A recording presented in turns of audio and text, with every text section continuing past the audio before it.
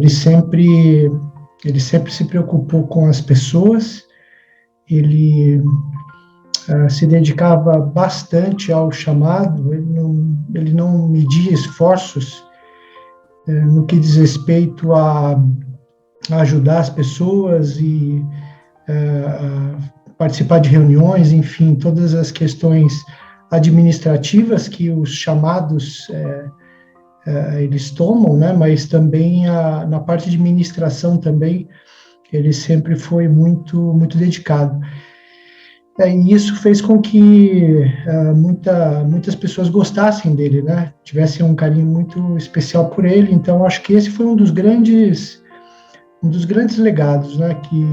Do serviço dele durante o tempo que ele esteve conosco. O Djanir, ele era um homem muito bom. A gente se conheceu logo que nós fomos batizados na igreja. Nós nos batizamos quase na mesma época. E aquela época a gente frequentava lá na ala do Ferreira.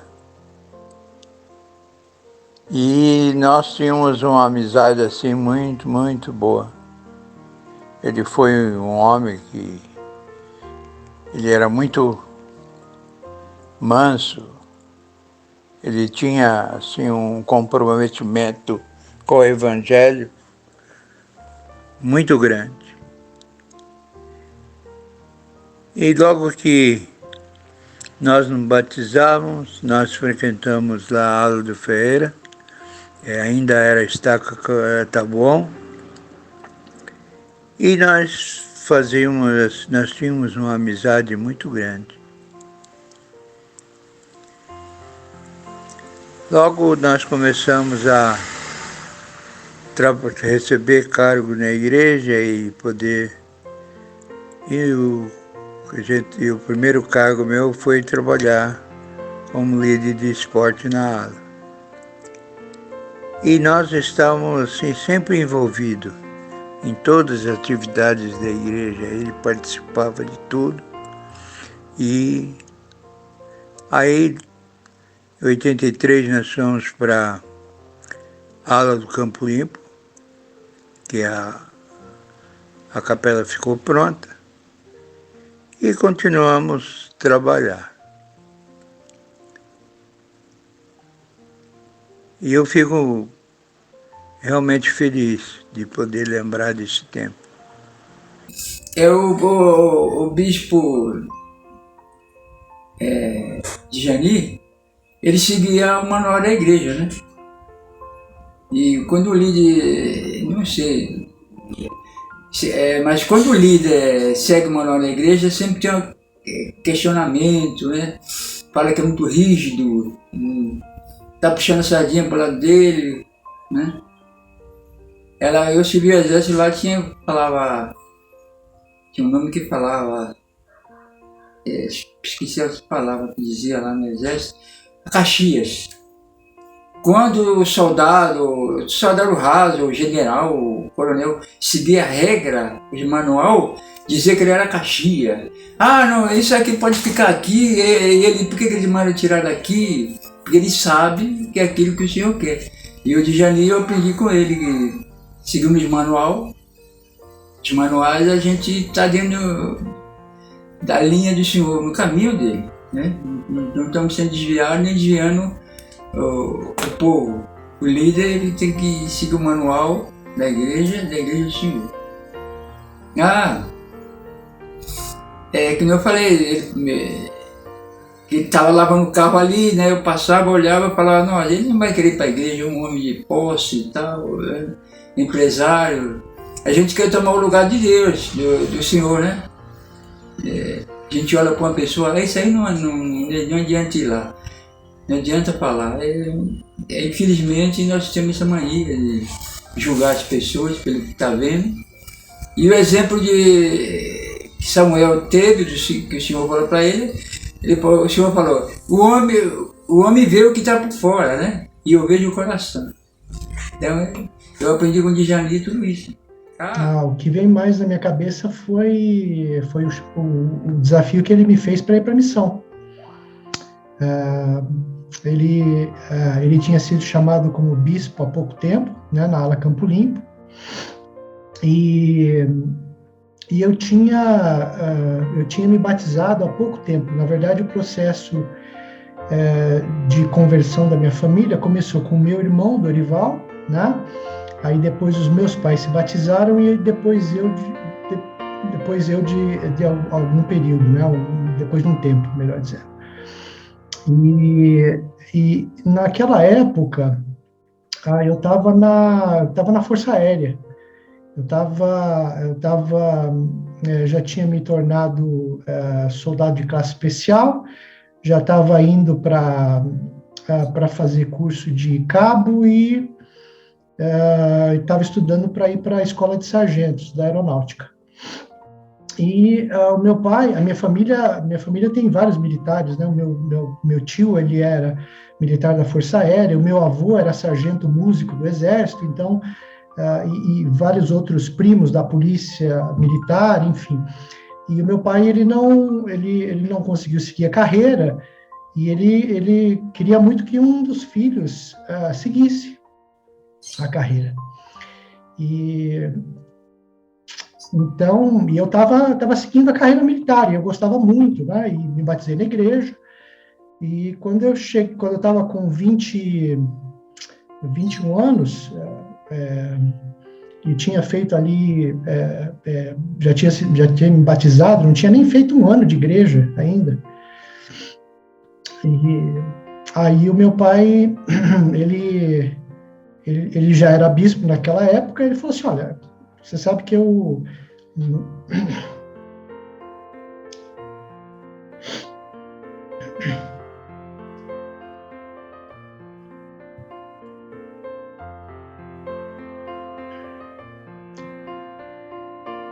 que você está realizando um sonho,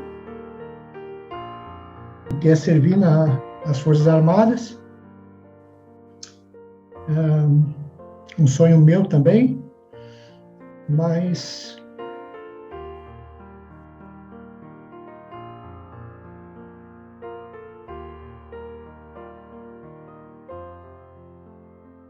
como teu bispo, eu tenho que te desafiar para ir para a missão.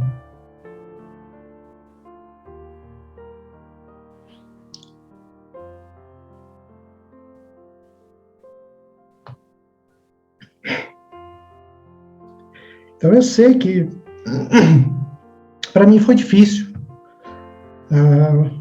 mas eu sei que para ele foi muito mais.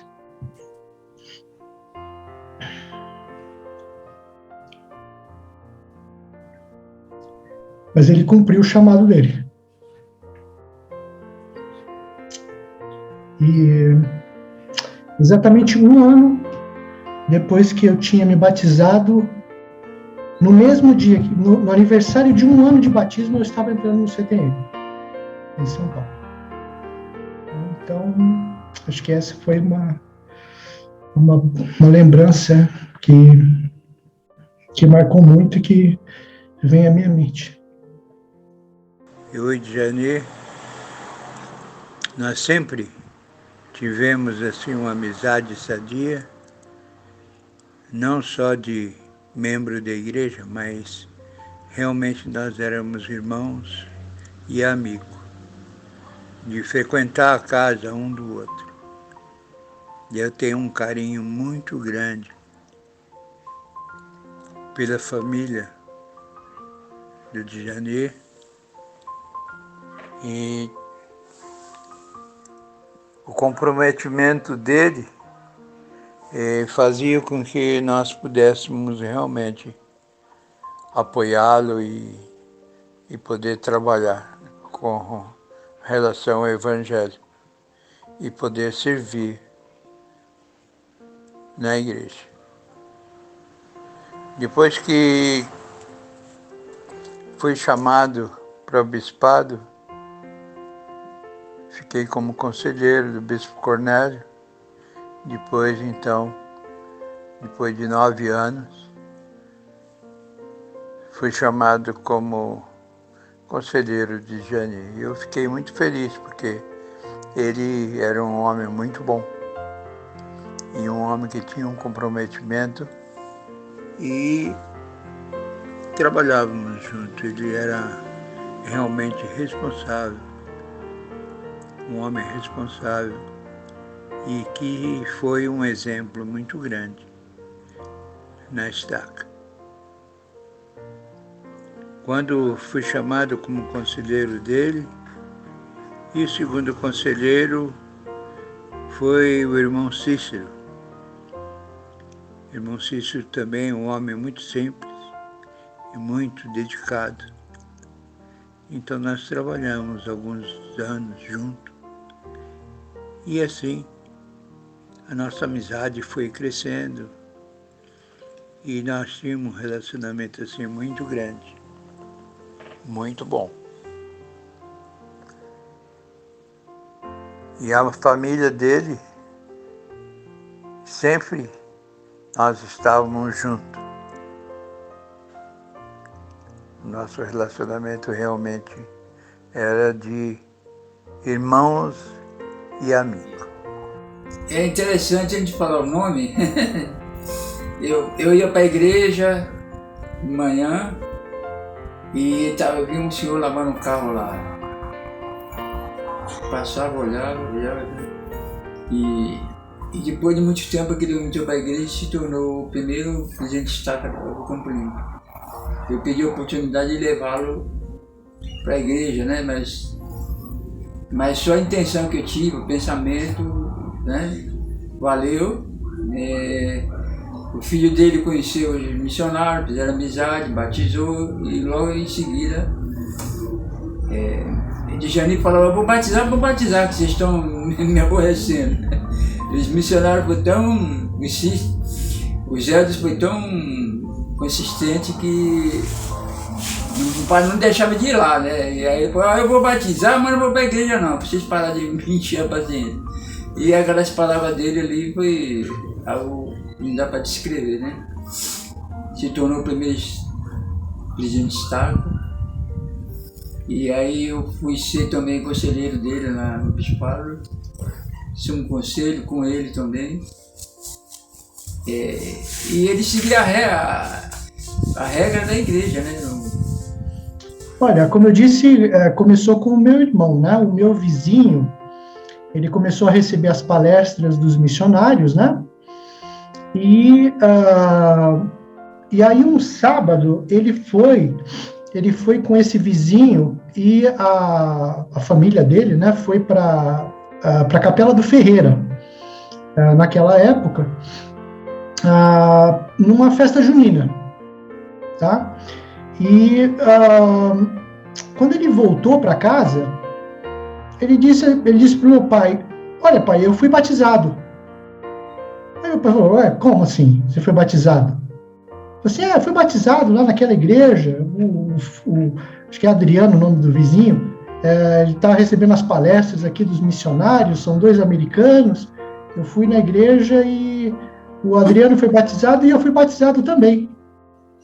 E o meu irmão, ele é 2 anos mais novo que eu, ou seja, ele tinha 16 anos. E aí, meu pai falou, bom, que história é essa, né? E aí ele falou, bom, traz esses missionários aqui, eu quero conversar com eles, né? Eu quero saber o que está acontecendo, né? Quero saber onde é que meu filho está se metendo. Mas o meu pai já era religioso, antes de se batizar. Eu lembro da minha, até onde eu me lembre, né? Voltando, né, da minha adolescência para a minha infância, eu lembro dele levar a gente para a igreja, todo sábado, para a igreja católica. Né? Todo sábado, religiosamente, todo sábado a gente ia. Né? Em algumas ocasiões especiais também a gente ia para a igreja, então ele já tinha essa coisa, né, da religião. E aí então ele começou a receber as palestras. Ele, a minha mãe. Eu, por conta do quartel, eu ficava pouco em casa, né? Eu cumpria muita escala, então eles acabaram sendo batizados, né? E eu, depois de muito tempo, e até mesmo por insistência dos missionários, né, é que eu acabei começando a receber as palestras. Mas demorou, assim, eu diria que mais de 1 ano e meio, 2, que eles se batizaram, que aí eu fui me batizar. Ou até mesmo começar as palestras e o processo para me batizar, né? Mas essa história aí do bigode do meu pai, né? Realmente, eu até vou mandar para vocês. Aliás, eu acho que eu mandei para você uma foto antiga dele, ele com bigode. Sim. Né? E aconteceu o seguinte, né? Ele, na verdade, ele não tirou o bigode quando ele foi batizado. Ele começou a frequentar, depois ele, se não me falha a memória, ele foi chamado logo depois do batismo, assim, pouco tempo, ele foi chamado presidente do Quórum de Elders, eu acho que da ala Campo Limpo, e depois foi chamado como bispo. Mas, mesmo enquanto bispo, né, quando ele fez o chamado para mim, né, como missionário, ele ainda tinha um bigode. Ele tinha o bigode, né? E aí, então, eu fui para a missão. E aí, durante a missão, ele numa dos telefonemas que a gente dá para casa, né? Que era o Dia das Mães no Natal. Aí, num deles, eu não lembro qual foi, ele falou assim: olha, eu tirei o bigode. O presidente Otávio me chamou lá na sala da presidência e falou assim: olha, líder não pode ter bigode, então eu vou te desafiar a tirar o seu bigode.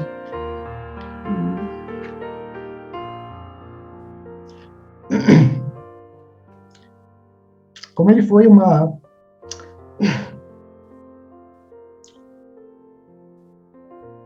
ele sempre foi muito obediente aos líderes, ele tirou.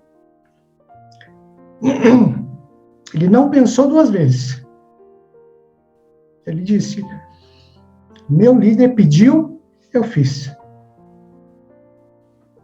Então, essa é a história do bigode. Aí, quando eu voltei da missão, aí eu vi o meu pai pela primeira vez em 23 anos, sem bigode. Como tem um ditado, diz que nós temos que não tem nenhum melhor do que o outro. O professor está sempre aprendendo, né? E eu acredito que o Jair também aprendeu comigo e eu aprendi com ele, né? Então, isso é uma das partes. E aí nós fizemos um bom trabalho. Eu acredito que o senhor, acho que aceitou o trabalho, né? Ele sempre foi um pai, um marido bem atencioso, né? É claro que com o batismo, né, a gente conseguiu perceber uma grande melhora, né, no sentido do tratamento, né, em relação à minha mãe, ou até mesmo aos filhos, né. Então ele sempre foi muito, muito presente, trabalhava muito, né, ele sempre foi muito batalhador. No começo do casamento, ele trabalhava em 2 empregos, trabalhava praticamente dia e noite, e depois começou a empreender, né, abrindo a copiadora que ele tinha, né, e durante muito tempo teve essa copiadora, até pouco tempo antes de morrer, ele tinha ainda a copiadora. Então, ele sempre se dedicou muito a cuidar da família, cuidar da esposa. Então, minha mãe sempre foi muito bem cuidada por ele, especialmente, friso, né, depois do batismo, da conversão dele. E isso ficou muito claro, né, depois, quando a minha mãe ela ficou doente, né, ele passou a dedicar a vida dele para ela.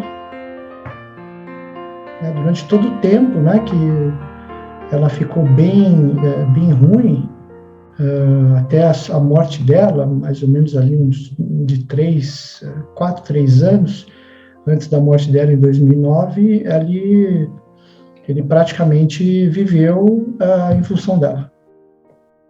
Ok, não, é um privilégio para mim poder, nesse bate-papo aqui, não só falar um pouco sobre meu pai, né, e minha mãe, mas também poder prestar meu testemunho de que eu sei que essa igreja é verdadeira, que o Deus vive, que Ele é nosso Pai, que Jesus era o Cristo, o Filho de Deus.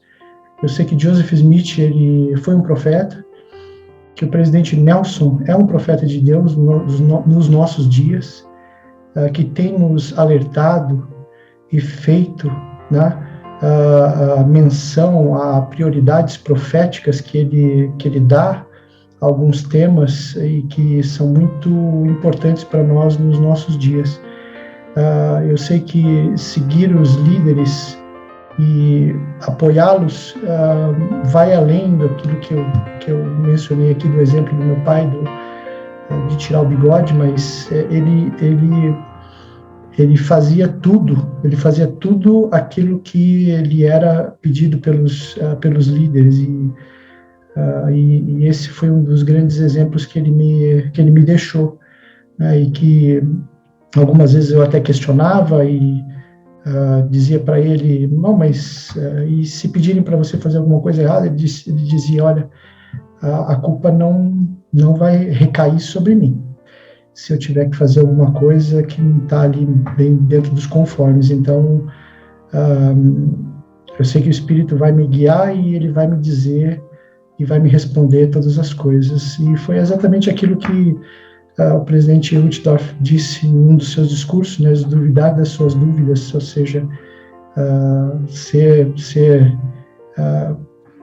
trilhar o caminho da fé, seguir aquilo que os nossos líderes estão dizendo, mas ao mesmo tempo com muita fé e eventualmente fazendo, né, não duvidando e parando.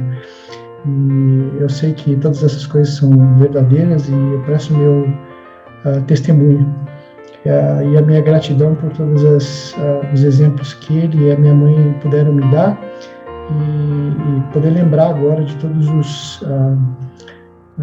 esses episódios, e até mesmo poder contribuir aí com esse projeto que é os 30 anos da Estaca Campo Limpo, que certamente está no coração de todos nós. Em nome de Jesus Cristo. Amém.